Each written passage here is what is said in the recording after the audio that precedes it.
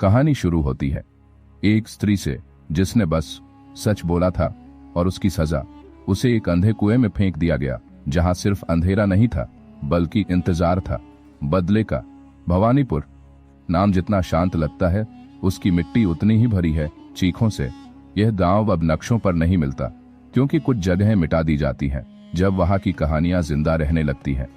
यह कहानी शुरू नहीं होती किसी जन्म से, ये शुरू होती है एक चीख से जो सुनी नहीं गई। मृणालिका एक रानी नहीं, एक सवाल थी। उसने किसी से कुछ मांगा नहीं, न सहारा, न इज्जत, न कोई जगह। उसने बस सच कहा और सच कहने के बदले उसे कुएं में फेंक दिया गया। कहते हैं वो कुआं अंधा था, तल नहीं था और गहराई में कोई और भी था, एक भूखी रूह जो इंसानियत से धोखा खा चुकी थी। जब मृणालिका उस कुएं में गिरी तो उसके भीतर की औरत नहीं टूटी बल्कि रूप बदल गई। उसने पूछा, क्या मैं मर गई? एक साया बोला, मरना तब होता है जब तुम्हें याद न किया जाए। तुम तो अब हर सांस में जलोगी। और उस रात से पायल की आवाज हवाओं में गूंजने लगी, पहले धीमे, फिर जोर से, फिर हर जगह से। कुएं से, हवेली से, मंदिर से, नींद से, हर जगह मर्दों की छाती फटने लगी, औरतों की आंखों में चमक लौट आई।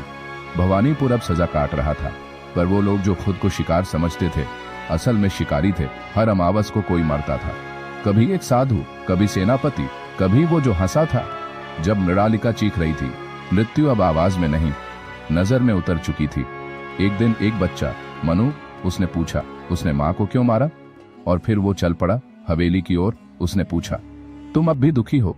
एक आवाज आई, अब कम है जब तुम पास हो। मनु ने सिर्फ सुना, न डराया, न भगाया, न बचाया। और वो सुना जाना मृणालिका के लिए सबसे बड़ी शांति थी। उसके बाद वो कभी पायल नहीं बजाती थी जब तक मनु बात करता रहा। पर जब मनु चला गया वो फिर लौट आई। इस बार उसके साथ सिर्फ डर नहीं था, उसके साथ अब एक रिश्ता था। वो अब रूह नहीं थी, परछाई थी। कविन, शिवा और न जाने कितने बच्चों में उसका हिस्सा बस गया। अब वो किसी हवेली में नहीं रहती थी, वो हर उस दिल में रहती थी जो कभी सुना नहीं गया, हर उस लड़की की आंखों में जो चीखी नहीं, बस सहती रही। अब जब किसी घर में औरत की चीख दबती थी तो कोई दरवाजा अपने आप खुलता था और एक नमी सी घुस जाती थी कमरे में। कुछ लोग पागल हो गए, कुछ गूंगे हो गए, कुछ सिर्फ शांत हो गए क्योंकि उन्होंने एक बार नहीं सुना था। गांव अब मंदिरों में शरण नहीं लेता था, अब गांव खामोशी में माफी मांगता था।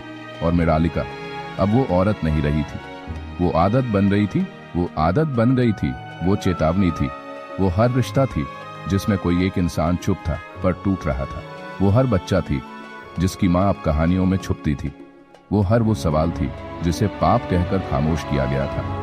आज भी अगर भवानीपुर की ओर जाओ तो रास्ते में एक टूटी हवेली दिखती है, कोई दरवाजा नहीं, कोई खिड़की नहीं, सिर्फ एक दीवार जिस पर लिखा है, मैं मरी नहीं थी, तुमने मुझे सुना नहीं था। अब अगर फिर कोई चुप रहा तो मैं लौटूंगी पायल के साथ। कहानी का अगला भाग चाहिए तो जुड़े रहिए हमारे साथ SV स्टोरी चैनल पर। सब्सक्राइब कीजिए और एक प्यारा सा कमेंट जरूर छोड़िए, क्योंकि कहानियां तब तक जिंदा रहती हैं जब तक कोई उन्हें सुनता है।